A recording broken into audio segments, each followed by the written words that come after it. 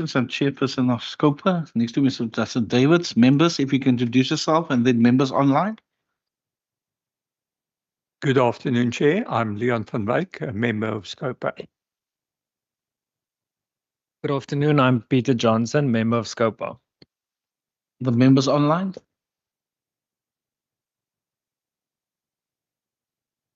Good afternoon, Nama French Mbombo. Thank you. Good afternoon, Chair and colleagues. Basil Pietros. Good afternoon, Chair. I'm Member Boyson, and I'm representing Member Van Minnen. Oh, thank you very much. And then we're going to go over to the AG and the Audit Committee. Good afternoon, Chair. Afternoon, Member Lecker. Good afternoon, Honourable Chairperson, Honourable Members. I'm Thamina Nakadin, and I'm the Senior Manager at the Auditor General. Good afternoon, Chairperson and members. My name is Dewald Botha. I was the Audit Manager on audit. Good afternoon, Chairperson and members. I'm Sepo Moslomi from Auditor General Office. Thank you. Good afternoon, Chairperson, members. Gilbert Lawrence from the Audit Committee Cluster. Thank you. Thank you. Can we start? And we'll start with the department. Thank you. Thank you very much. I'm going to start on page 4, Chairperson. Okay.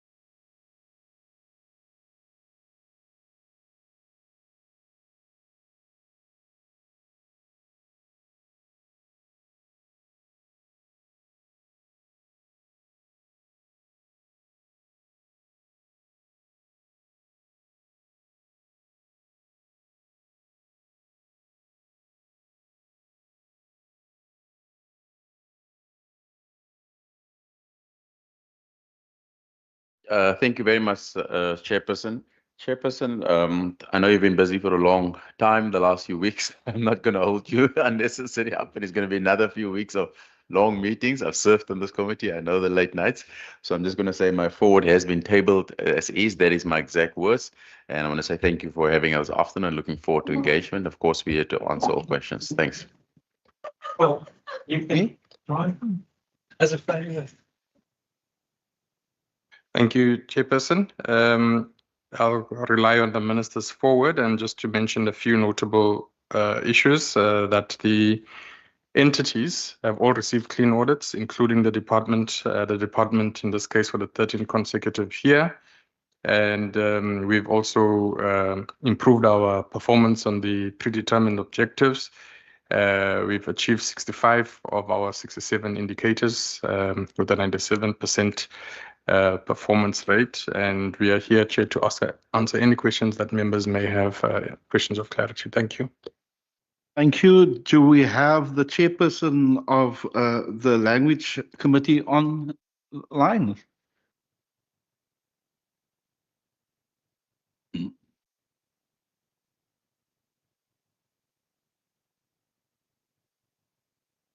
We can proceed because We the proceed. financial side is just Okay, experts in thank you. finance Thank you. is here. Thank you. Thanks. Then we'll proceed. Members, as we do it, we have three parts that we do. So we're going to do the language first, the Language Committee first, and we have part C, governance. So it's page 19 to 33. Is there any question on governance?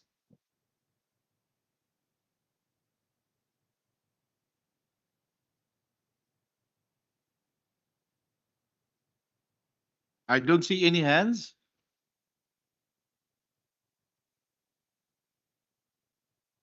Can I move to the next section? PFMA compliance report, that is 35 to 39.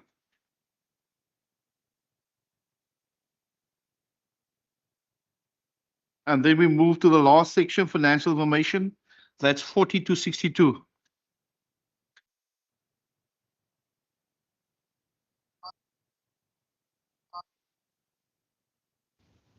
Members, there are no questions for the Language Committee. I don't see any hands. That's it. Member Boyson? Now, as Chair was going to say, it sees that we are covered. Then that's done with the Language Committee. Let's move over to Council Commission.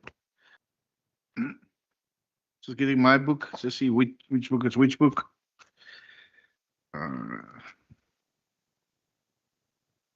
Members, governance, page 23 to 40. PFMA, compliance report 42 to 46.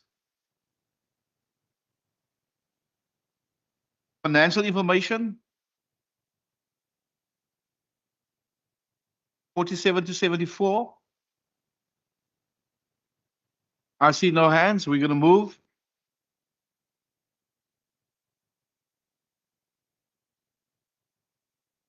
Then we're going to move over to the Western Cape Heritage. Let's get my book. Members page, we're doing governance part C, 34 to 50.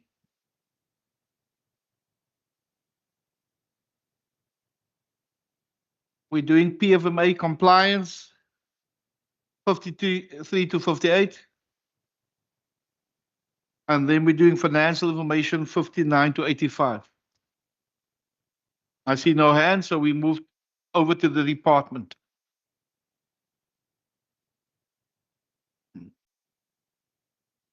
Okay, we're starting with the department and we add governance.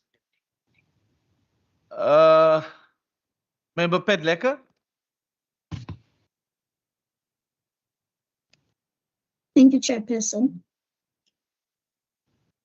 Chairperson, I'm on, I think it's page 157. Let me double check again. Oh, it's page 159, Chair. And strategic risk discussed and managed during the year. I want to check as far as the efforts in creating awareness and understanding the risk since the full capacity has been reached. That's the first sentence there. And my question there, Chair, would be, in terms of managing the records, because we're told here that after 20 years, all records that are older than 20 years are then transferred to the provincial archives. But then there's a sentence that says recommendations on compliance letters are issued to safeguard these records. Can we get clarity as exactly what does that mean? Does it mean, if I understand it properly, that there are instances where the non-compliance letters are issued, under which circumstances? Can we get clarity on that? And then the second one would be on the risk limited ability to achieve the department's outcome. Can the department share some information again around what does this mean, as it is put there and in bold? Therefore, would like to get some information as to what's happening. Thank you, Chair. Members, any other questions? Member Petrus first, and then I'll give it to Member Mike. Member Petrus. Covered for now, Chair. Member Vivek. Thanks, Chair. I'm also dealing with the risks aspects on with 159, 160 area, and I think, looking at all the good work that the department does and continues to do across a very wide front with a relatively small budget, and we also then face the fiscal constraint environment, which is a difficult environment. And at the same time, we've got so many young people, young children coming through the system that need the level of sport and activity and after school sort of activities. My question then is, to what extent is the department sort of leading the argument there to try and get more funding? And then the extent to which perhaps working on partnerships and participation, again, from sectors outside, I'm thinking of the business sector and so forth, to participate. And I'm thinking, for instance, on Planet Youth and the importance of, or the potential, well, the importance and the potential value of a Planet Youth program. And you really need the participation of as many players who can transfer funding under supervision into that sector for the young people to remain active, to have some purpose in life and some interest after school. So I think that's really what I'm saying is, to what extent the department could perhaps come up with some creative ideas and plans to try and incorporate more. So saying that, we'll put in 20% of the money, you guys can come with 80%, or to try and make some meaningful contribution into that area. I'll just put in my two, page 159. It's just at the bottom there. I think maybe Member Van Wyk maybe touched it, but just the last paragraph there about bleak fiscal and economic outlook, which result in severe austerity measures affecting the cost of employment. So if we can just add the uncertainty around the conditional grants, if I can just get something on that. And of course, I saw this was asked this morning in this morning's meeting, but also just for our sake, 160, destruction of property, it mentioned here with local elections coming up, there's maybe a possibility increase in riots. What's the department doing to protect those facilities? I'm going to park it there and then I'll come back for another round of questions. Thank you. My Minister, I'll put to the HOD and then you can add, but you can decide. So I usually give it to the HOD say, Minister, if you want to respond. But you can respond now, Minister, doesn't matter. Partnership's the one I want to add because it's still fresh on my mind, so let me lose that one. Thank you, Honourable Member. I think you're absolutely right. I mean, with the fiscal risk, we are one of the departments that sadly are not at the forefront of funding. We are up against teachers and nurses and trying to fund safety. But we have not sat on our laurels. We've gone out the last year and looked for partnerships. One of the ones that's on my mind simply because I got a message from somebody asking about soccer. So they heard in the standing committee. It's amazing people are watching on YouTube. Where can they access this? We've coordinated the partnership between Golden Arrow, MTN, and SAFA to provide free transport for young people playing league games on a Saturday. Just to put into perspective, a return ticket with Golden Arrow to town is about 40 Rand. So if an auntie were to go play a game in town or a child, that's what they have to pay. 15 players a team, you can do the maths, it's nearly 800 Rand times. I mean, we're talking millions of rands of free transport that those youngsters will access that if we didn't coordinate it, because that's our role, we coordinated that, we didn't contribute funding, there's millions of rands of savings to those thousands of mothers that doesn't have to fork out that money. So from a coordination perspective, we have done that, and the team has been playing an incredible role in facilitating that and making sure that's get done. That is a direct, if you want to call it, injection into sport, although not from our bottom line, but we facilitated and coordinated it, and that agreement was tripartite agreement signed between the respective parties. And our two additional sports, rugby and netball, wants to come on board as well. It was monetary value, I would have said easily maybe 6-7 million Rand that could have been added to our budget, if you want to call it that way. And we constantly look for partners. I'm sure the team can speak more about other relationships as well. But that's, for example, how we're going out knowing the budget conversation is tough in the MTEX process, but we're going to look out for partnerships, as we call it. And we're consistently doing that at the moment, looking out for partners with private sector. We've done presentations to APSA, FNB, Vumatel, the whole team flew up to Vumatel in Johannesburg where we did presentations. So we'll continue to look for private sector funding because we know government cannot do it on our own. Thank you. And the rest of the questions I'll leave to the HOD and the team. Thank you very much, Chair. We will share them. Just continuing on Minister's question, that one. The other thing that we are doing is we are creating platforms for our partners to raise funds.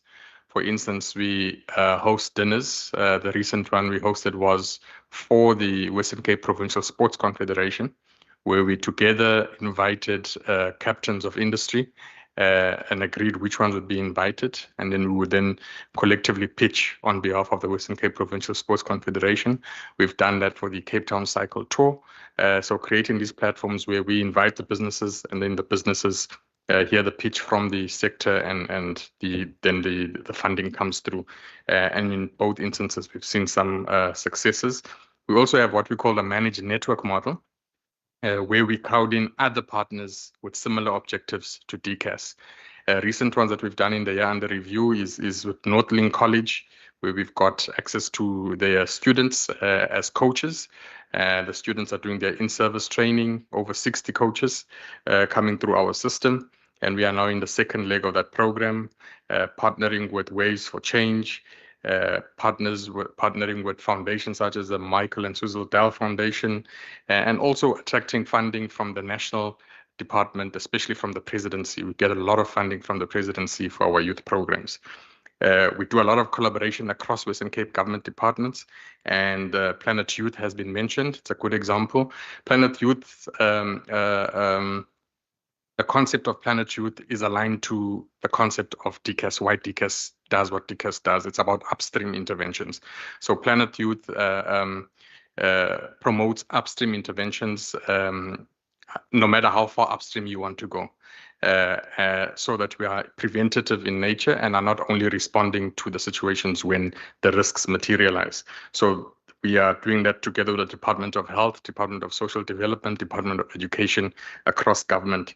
We've also built in a bit of innovation and efficiencies in terms of our services. We've now started a new delivery model in our libraries in partnership with the UCT. UCT has been our partner in developing that study to see how libraries are repositioned for the 21st century and building in some efficiencies there. And then also advocating for the value of the sector wherever we go, so that even if the money does not come through the DCAS fiscus, but the money is able to reach the various partners within the sector. Chair, I'd like to then hand over to my colleagues to cover the other questions on the archives, as well as on the limited ability to achieve the department's outcomes risk. And then Dr. Bower will cover a little bit about what we are doing to mitigate the risk of damage to our property. Thank you. Thanks, Chair. There was also one question about the conditional grants. So we do engage with National in terms of our conditional grants. And in fact, just about 2 hours ago, they sent the framework, conditional grant framework for next year to us. So we will engage with that as a province and also ensure that we send our inputs once we've consulted internally, and we are also attending the meetings nationally. This is always a risk, Chair, because of course National has the final say, so they may dismiss all our inputs, but the important thing is they've asked for inputs, and we have two opportunities, one at the Chief Directors meeting, then at the conditional grant meeting, and then at the HOD level a meeting before it gets signed off as well. Then in terms of how we mitigate, so we have security at most of our big important sites that we have identified. So security has been placed where we've identified this in conjunction with POX. So we have a quarterly meeting that we call OASA and the safety meeting. And at that safety meeting, we then engage and they send their representatives, and all the units in DCAS would identify if we have any specific areas that we think may be at risk. In the library space, they work with the municipalities, and the libraries, the municipalities invariably give some security. Where we have we've sometimes have DSD as a partner with us, and where we have joint facilities, and then of course there's security there. However, there is simply not enough funds, Chair, to secure all our buildings, and that is why it's something where we rely on the community, our partnerships, and of course the municipalities to alert us where we have this. So we hope and pray that there wouldn't be, because of course if something is burnt out, it would take 10 to 15 years to even consider it to be next on there. So Chair, a difficult one, but we are looking at that risk, and as I said, the quarterly meetings does help. I think those are my inputs. Thanks, actually. Good afternoon, Chair and members. In response to the risk regarding the archives building, to say first in terms of the awareness the efforts that we have done to create awareness about the challenge, we have the risk in the risk register of the department, and we've been engaging in terms of with enterprise risk management in discussion of the risk itself and the mitigation strategies. We also made an attempt in 2022 where we took the risk to the provincial top management so that it gets considered as a provincial risk, because it affects all the departments, the ministries, the municipalities and the public entities. We also have an advisory committee, provincial and national, in which we've also taken up the risk, where we are looking at possible funding. We do add the risk in the user asset management plan, which we complete every year. That goes to the Department of Infrastructure, who are the custodians for infrastructure in the province. We also engage with the colleagues from infrastructure in our accommodation meetings, which we have every quarter. We do also present to provincial treasury through the MTech processes. We also discuss this risk with our colleagues in the Records Management Forum, where we meet on a quarterly basis. We have tried also to present trying to look at blended finance. We've gone with HOD to a presentation in November 2024, presented to Ernst & Young. We presented also in July this year, 2025, to Siberia, looking for, as part of the option of blended finance.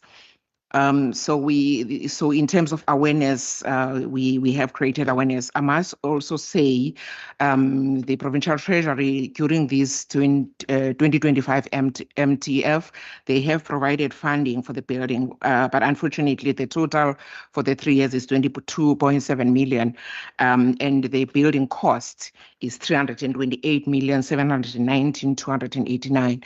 So the funding that has been provided still is not sufficient to start the building.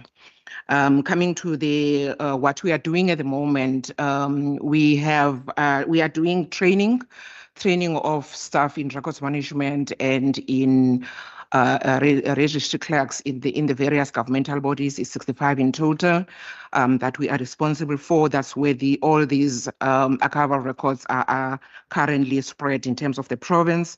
So we conduct training so that the records in terms of proper management and care of public records. We also conduct inspections. Just to say, for the year under review, we did 7 training interventions and we did 35 inspections. So when we go and do inspection, we look at how the records are kept. First of all, we look at some important documents that each client or governmental body should have, which one, for example, is a records management policy, is the file plan for that particular institution, the records control schedule in terms of managing the different records, and also the registry procedure manual. Moreover, we also have to check whether there is a records manager that is appointed and whether they are conducting training also in their respective spaces. All these in line with the Provincial Archives and Record Service Act. So we do that, so mitigating the challenges while the records are still sitting in the governmental bodies, because we do understand that there's a risk of loss and damage to those records. And then just to also respond to the issue of what constitutes the non-compliance. In this particular instance, because after we've done a comprehensive inspection, we prepare a report. We engage with and then we do the physical inspection as well to see how records are kept. And then after that, we compile a report that is going back to the accounting officer of that particular institution. And in the report, we then identify what is not in place, and then we also provide recommendations.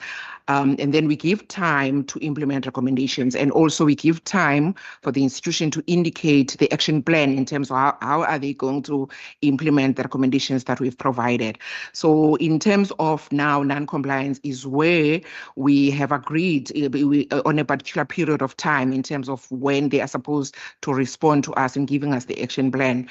But in some instances, we don't get those responses after that particular time. We do follow up, but upon follow up, some of the institutions don't respond. So that's what constitutes the non-compliance. Thank you.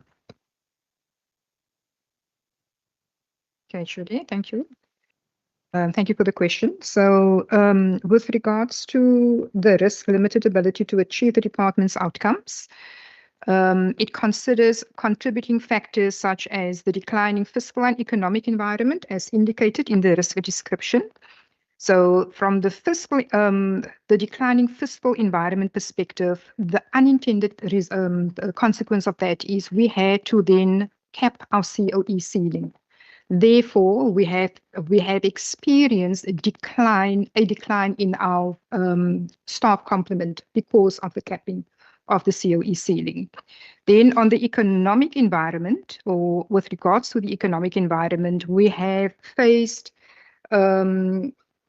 increased inflation as an example. We had to face fluctuation in interest rates.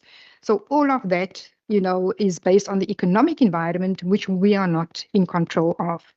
It also considers uncertainty around future allocations regarding conditional grant for both library and library services and sport and recreation, And the uncertainty stems from the fact that it is funded by our sector department, the National Department of Sport, Arts and Culture. And similarly, they are also experiencing, pressure, budget pressure, and the uncertainty basically stems from the possibility of them withdrawing the conditional grant, which will leave us wanting, for lack of a better word. The risk also considers disaster. So when COVID hit, as an example, we realized that we do not have a risk that actually would create that awareness where we needed to put certain things in place. So it considers natural disasters. It considers disasters such as system failures, which we had experienced with the SLIM system. And it also considers possible blackouts. Okay, so that is basically the contributing factors. What we have done as a department to mitigate the impact, we've got a BCP in place, and that is reviewed on a regular basis so that we know what to do once, should a disaster hit us. We are ensuring backups, regular backups of our systems, which now includes our current SLIM system, which we are also in the process of replacing, and then our PASTEL system, which is on in the public entities, basically. With regards to the COE ceiling, we're mitigating that by firstly appointing, so we've got the EPWP program, so we are using EPWP program, although the EPWP program primarily is about, providing skills and experience to these youngsters so that they, have a stepping stone to then transition into, or start their careers, basically. Then we have started with solar panels at some of our cultural facilities, but we also have at some of the regional offices, as an example, we've got generators. So we're looking at alternative energy sources in the event that we have a blackout. Yeah, I think I've covered all of that. Thank you, Chairperson. Thank you very much. Members, is there follow-ups on that? Questions? No follow-ups on that. I just want to ask two more. Page 162. I know there's the open cases is ignored. Those cases that you had 3, 1, altogether 4. How was that detected? And I see some of the cases were referred to SAPs. So, so it was of a serious nature. So were those people, of course, internally disciplined, and what happened? And then also, I see you have it minimizing conflict of interest. You also have your ASD level 9 and 10 also now for financial disclosure. Was that because how? Usually you do your senior managements, but now you've moved down. So what is the thinking around why is your ASD also now? It's a junior, maybe I don't know, middle position. It's not a top position. I mean, your ASD is, so why did you do that step, and how did that benefit the department going forward? Members, is there any other questions? I too. Okay. HOD. Thank you, Chair. How detected? Some by coming from our own internal control, that is, does inspections of all the museums that we support, and the others were via whistleblower accounts. All of these cases are at an advanced stage. Where we've been, the outcome by PFS has been that the matter must be reported to the SAPS. All of that has been done. All we are now running is the consequence management exercise within the department for all of those cases.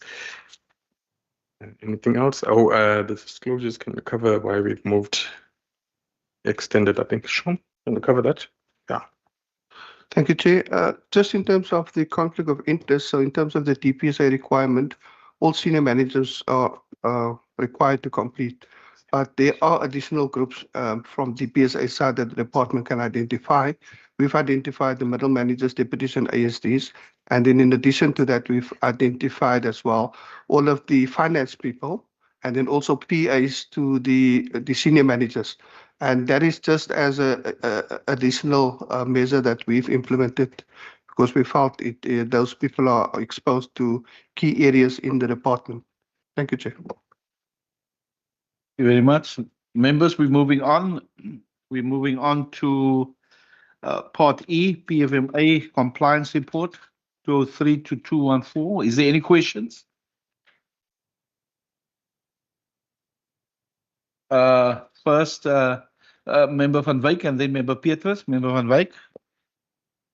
Yes, Chair, I think it's just dealing with that irregular expenditure that we have there. If we can perhaps just get some background to that and how that matter has been dealt with. I see that there are there's an amount, I think, of 15.3 million that appears to have been condoned coming from the previous year. So that was also dealt with in this year. If we can perhaps just get some background to that. Thank you. Member Basil Petrus, over to you. Thank you, Chair. Mine is on page 210 and 211. It's on the staff debt and the investigation about it. You said it's 210. It's about that. Is it that criminal case you're referring to? And staff debt you're referring to? Okay, I've got that. And is that the two you're referring to, Member Petrus? This is staff debt and also criminal case. That's 210. Yes, yes, Chair, and page 211 also. What are you referring to? Page 211? Which section are you referring to? No, it's the same, Chairperson. It's fine. It is the same. It's a follow up on that, on my question. The CFO will answer that. It's regarding the staff debt and the comment there. Thank you. Thank you, Thank you, Member. So thank you for the questions, members. So I'm going to start off with the irregular expenditure. So just to confirm, the 2 years are unrelated. So I will start with the current year one.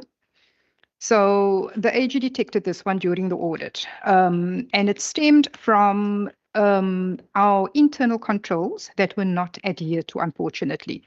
So we've got practitioners, so it's a compliance, it was non-compliance to the tax law, basically, in terms of ensuring that the service provider was registered for tax compliant.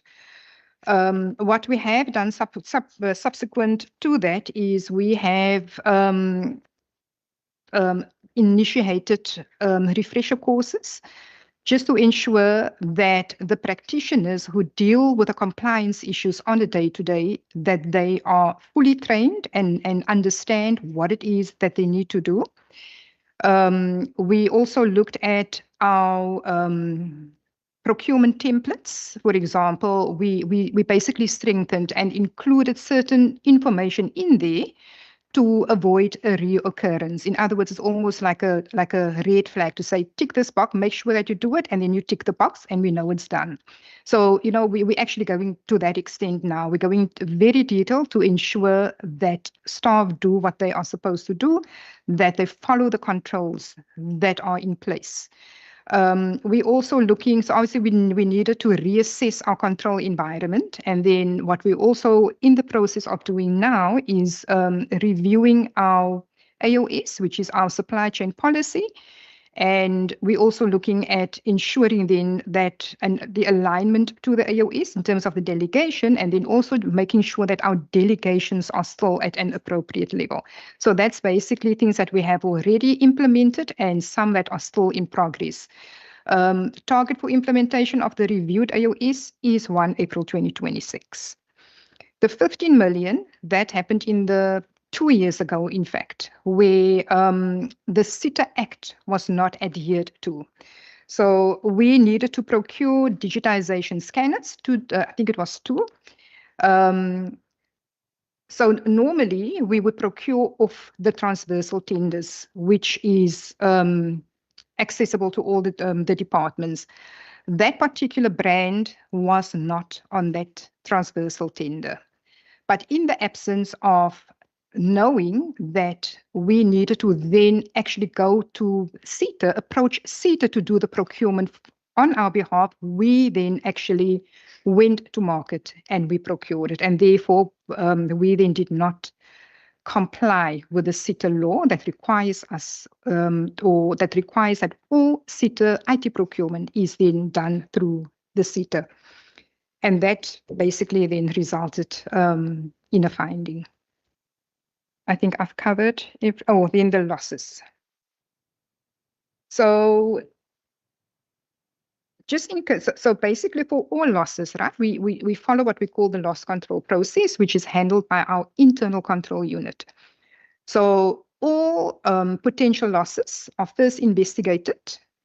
The internal control unit will, for example, liaise with the with legal services. Previously, it was the state attorney, but legal services, where it is necessary, they will liaise with legal services. Because what we have found, for example, there may be a grey area in terms of whether the person lost his or her what do you call it? The cover, yes. Yeah, thank you, actually. So the first one, accident damages, obviously it's all got to do where people made accidents or there was a loss of the whatever, something to do with a GG vehicle. But then that process is followed. Once they have then got feedback from legal services, they will do a submission and they will make recommendations to the accounting officer then for write-off. But part of that submission and the recommendation would also be whether disciplinary procedure should be instated. But that all forms part of the investigation and then what culminates into their recommendations, which we then give effect to based on the recommendations and based then on the accounting officer's concurrence with the findings and with the recommendations. We then implement the disciplinary procedures where needed. Staff debt, we've followed the exact same process, not a loss control, because obviously, so most of the staff cases is related to ex-employees where they have left the service of the department, and it's very difficult. So legal services have difficulty tracing some of these people. So they would normally come back and say to us, it's uneconomical to pursue because it's going to take too much time for them to try and trace these people.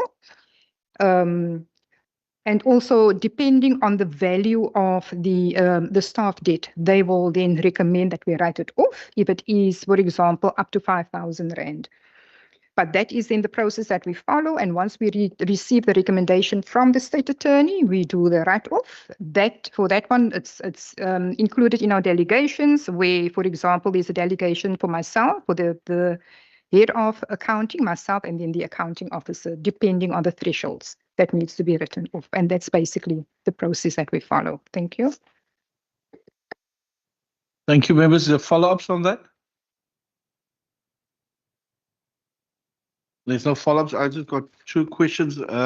Page 211, it's not about 211, it's about 2 invoices not paid. It's not that worry. The worry is saying that the system, mainly due to the system-related challenges and capturing errors. So that is the concern there. It's 2, but it seems it's the fault is your side for not paying on time. If you can just explain that. And then we all understand what is limited bids, but if you look at your other books, if you look at limited bids here, it will tell you there's only one service provider. And that's why I'm talking about bids in the other books, but I'm talking about in the department, the limited, and we do understand limited bids, but we had a discussion in this committee, and remember, Kondo's not here, and we know you can do it, but why not opening it up? Please explain that, because it's not the only service provider. There's more service providers.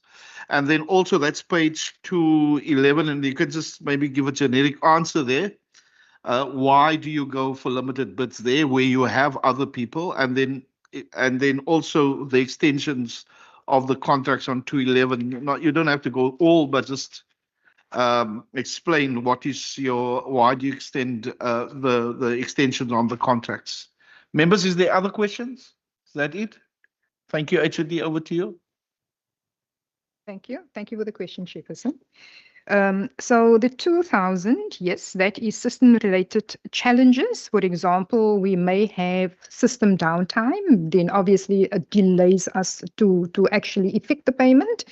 And then capturing errors, unfortunately, people would capture the incorrect invoice date. Then it would skew the turnaround time, like the 30 days.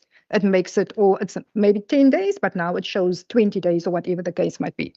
So those, but we have addressed it because obviously we work in the financial management environment and accuracy is critical. We can't make errors, especially when it comes to capturing invoices. But in the end, they are human. But we deal with it as it happens. Then the procurement by other means. So procurement. So let me start out to say that as a rule, we do competitive bidding, right? Unfortunately, in certain instances, especially depending on the commodity that you are procure, you would find, for example, that there isn't enough sufficient service providers in the environment, or there is a sole service provider. So in that case, it would be impractical for you then to go to market, to do a competitive bidding process. So in the first case, catering for an event, this is where we've used the Nedbank Clock Tower venue, but they have a preferred service provider that does the catering for all the events. So obviously we couldn't go outside and bring in our own service providers. So that impractical, so we needed to do a limited bid. Registration fees, no one else does the registration for athletics. So they were the custodian of the event, and therefore we needed to pay them and we needed to treat it as a limited bid. Then with the translators and I think we had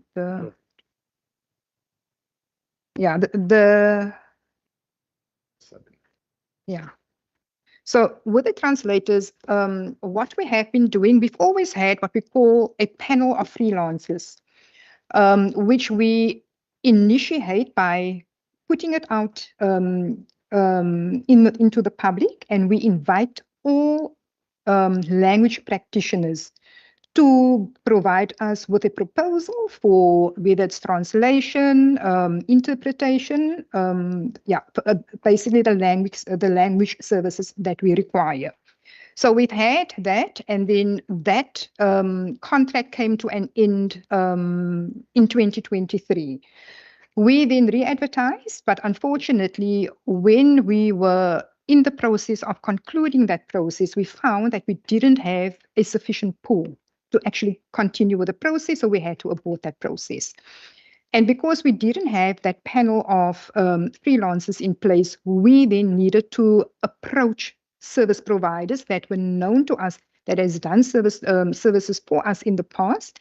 And also because, remember, this is a very specialized service, not really something that you can put out on EPS, because you would have a Brenda submitting, but then I go to someone else. And what we have experienced where we did do it on EPS, the quality of the end product wasn't so good. So, you know, these are the kind of decisions that we have to make to ensure that we get the best product. And therefore, we did a limited process for these ones. And it was a critical period as well. It was our APPs and our SPs that had turnaround times, cut-off dates for submission. So therefore, the decision was to do limited bid for those ones. And then Sabinet, also sole supplier, we cannot pay anyone else, and we've got a subscription with them. Contract variations and extension. So currently, we are still awaiting the Provincial Treasury to conclude on the transversal security framework. So they've also had challenges because security services is one of the most complex commodities to procure. It really is. So we have been doing extensions while we are waiting, and I believe that they have reached a challenge now again. So it doesn't look like the framework will be concluded very soon.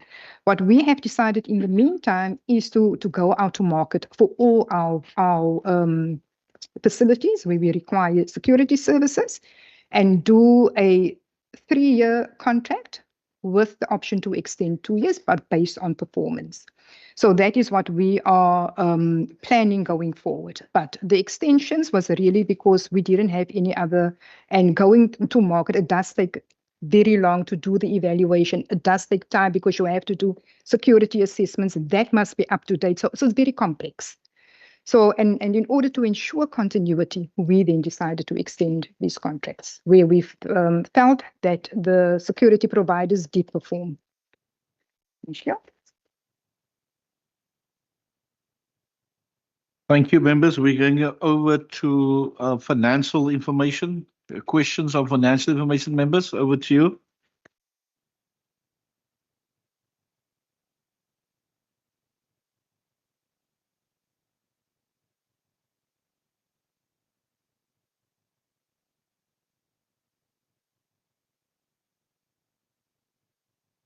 Is it mine is on 236 voted funds to be surrendered to the revenue fund, and also the next one, department to revenue in RF receipts.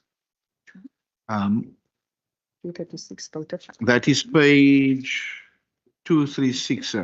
Voted funds. 236, and then if you can just give us, I know you've explained this morning, but it's part of the Auditor General's report 219 about the not achieving your targets, planned targets. If you could just elaborate on that. I know you've done that this morning, but it's part of our thing. And then I know there's on 231, I'm just looking at 231, there's the transfers and subsidies province to municipalities. There was only 36%, and I know the financial year is not the same, but did you actually utilize the money at that end of financial year? Provinces and municipalities, 36.8% expenditure on at budget. You got that? And then members, is there other questions? Because I've got more questions. I'm going to give over to no other questions. I'm going to give it to the HOD, and then I'll come back for no more questions. HOD. Provinces and municipalities. Okay. Let me start with the provinces and municipalities. Are you, Chair, you're referring to the 2 million there, right? The 2,060,000. It's 231. I just want to make sure that I'm addressing the correct. There was a 36% expenditure. Yeah, referring to that. Thank you. So the 2 million, even though it shows here as a variance, it formed part of the prepayments, right? So prepayments, the modified cash standard changed, right? So there was a policy change in terms of our accounting standard, which now required us to what we call recognize it as opposed to expensing it. In the past, we used to expense it, even though we are prepaying it, we expense it. That change now required us not to show the expenditure, even though the cash it's gone. So we physically paid it out, but we needed to do that adjustment to show it as a prepayment. And as we go forward, that is what the accounting standard requires. We then clear it as the services happens. We clear it on a monthly basis. So it's not real expenditure sitting there. We already paid the 2 million.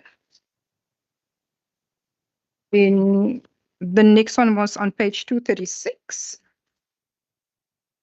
So 236, again, the 26.6 million, it's inflated with the prepayments, which was about 12.9 million that we had to recognize as prepayments. And what it means, voted funds surrendered, so the balance, which is about 13 million, that we then surrendered that back to the PRF, But part of that, which is now referred to as under expenditure, but part of that under expenditure is our rollovers, where we had committed funds. We've applied for the rollovers, and we are now awaiting the approval, which will now come through in the adjusted estimates.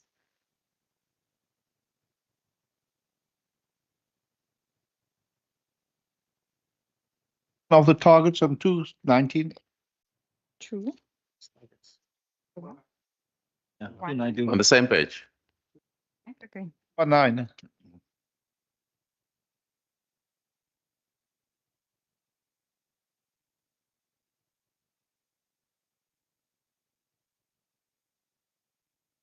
Which one was the chairperson? Okay.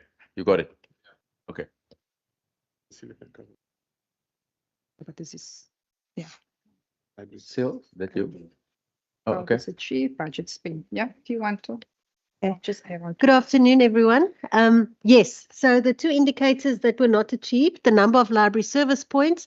Unfortunately, we did have closures during the year, which was unexpected from libraries choosing to change their service delivery model. So two of the libraries that closed were Denneprag in Mosselbaai, as well as Wakkerstroom Oos, which was in Overstrand Municipality, and those are school libraries that used to be dual purpose libraries so that the public would come and also use it on school premises, but the schools have asked us to remove the libraries as a public library, so we just give them books on loan now for the students to use, and the public must use the other libraries in that area.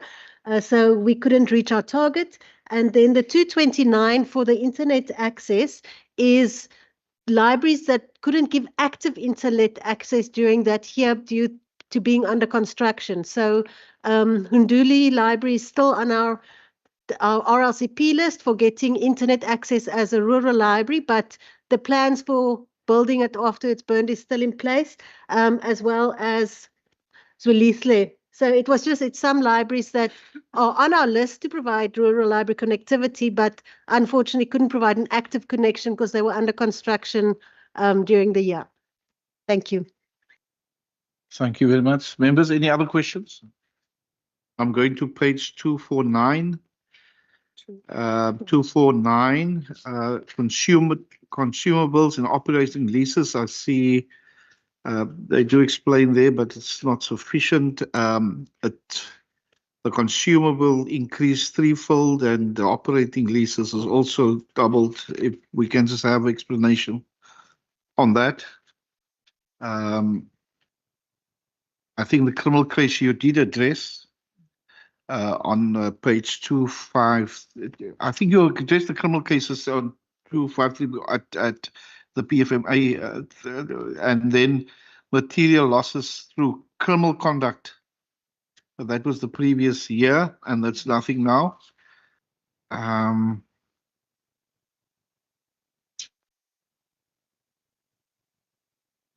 park it there for the meantime. Thank you. So it's 249. Thank you for the question, Chairperson. So the reasons for the increases and decreases, if you page to the next, I think on page 251. So there is a small narrative below the subnote, and I'm just going to read it quickly. Other consumables mainly consist of sport and recreation consumables, etc. The increase relates to additional funding received for the MOT program during the adjustment estimates. So we got additional funds from the WCED for the MOT centers, and we then procured equipment and attire, which forms part of that particular increase. And then Can you just repeat the next one after that? Operating leases. Operating leases. So operating leases, so a new transversal contract was entered into for photocopy machines, which consisted of higher monthly rental fees during the year under review. So we had to pay more in terms of the contract itself, and therefore the increase year on year.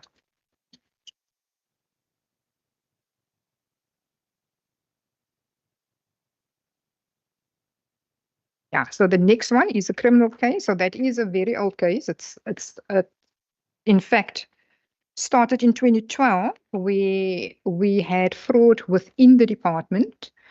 It was referred, so the PFS dealt with it. It was referred to SAPS. The person was apprehended. In fact, the person is still in jail, and we were only able to conclude this last year.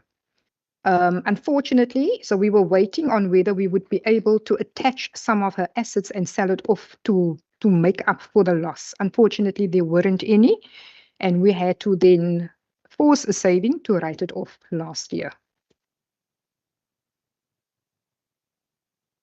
Members, is there any other questions? I see nobody online, so I'm going to ask my last question. Then it's 269, and that is minor capital assets under investigation. And there's a little explanation there at the bottom, but if I can just get further elaboration on that. Members online, there's a last opportunity to ask questions online. Nobody? Members in the house? Nobody? HOD, over to you. Okay. Yeah. So assets under investigation relates to assets that we are not able to verify during an asset verification process. So we work from our asset register, asset to floor, floor to asset register, and whatever we cannot find during that process is then summarized and then given to internal control to go and do an independent verifications. That is for our normal assets. Within library services, with their asset verification, we give the libraries 12 months to actually search for the book, because the book is mobile. I mean, we can't just write off a book if we don't find it the first time when we do the asset verification, because it's done by people, you know, human intervention. So we give them 12 months to actually try and locate those books. And once they have located it, we put it back onto the asset register. But that is just the process that we follow in terms of assets under investigation. No questions? Minister, I'm going to ask you in the HOD to conclude, and then Member van Wyk is going to do the thank yous. I think he did it last time, but he'll do it again. Just to HOD. Chair, mine is just to thank the Scopa and members of Scopa for the oversight. I think over the years we've found that our department becomes better and better, and it's as a result of the oversight that is provided by oversight bodies such as this, as well as Auditor General, Internal Audit, Audit Committee, etc. So we just want to say thank you very much for your oversight, and we really appreciate it. Thank you. Minister? Thank you very much, Chairperson. I just want to thank the department, the CFO, and the rest of the team. We were so busy that we all forgot today is 2 years since the Springbok became World Cup rugby champions on that beautiful day. So such an important day we all forgot. Can you believe it? So we should never forget these wonderful moments in our life. I've just sent a friend of mine a beautiful picture. He was the only All Black supporter that day. So I just reminded him by sending him that picture. The lovely end to the afternoon. But thank you on a serious note as well as Chairperson. Thank you to you and the Standing Committee of Scopa for doing the hard work that you do. It's a difficult job, I know. It's a long week, long nights, lots of reading, but thank you very much. We really value your insights to help us get better. But again, thank you to the team for consistently doing what they've been doing over many years. It's consistency that pays off, and the Springboks have shown that. So thank you very much. Van Wyk. Yes, thanks, Chair. I think on behalf of the Standing Committee on Public Accounts, we would just like to thank you, Minister, HOD, and the department, all the officials, for being before us again this year with annual report. And, you know, we certainly can see the good work that you are doing and are continuing to do, and I think in very difficult circumstances. And, you know, in many cases, it's certainly a small amount, lots of small amounts of money that are being handed out. So there are very many projects that need to be undertaken. And I think you've also been through the exercise now on the libraries. which has probably been a fair bit of work and anguish over the last time to get that done. So thank you very much for that. I think what I also just want to add to our committee afterwards are your annual reports. To me, you've gone for a more cost-effective version compared to some of the other departments, and it is probably something that we need to bring under the attention of other departments as well. So I think thank you very much for being with us, and all the best on the good work that you are continuing to do. Thank you. Thank you very much. The meeting is adjourned. There's some tea and coffee in the members' lounge if you want any refreshments. Thank you. It's done. It's done.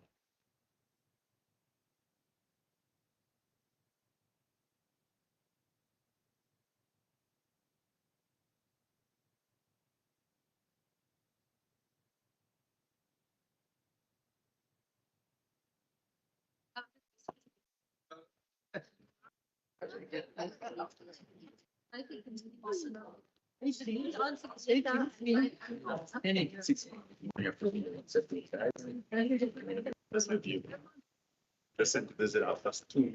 Which one of them? Yes. Very fun. Thank you. You did. I was dancing in it. I didn't have questions. Goodness gracious. But there was apparently there was you.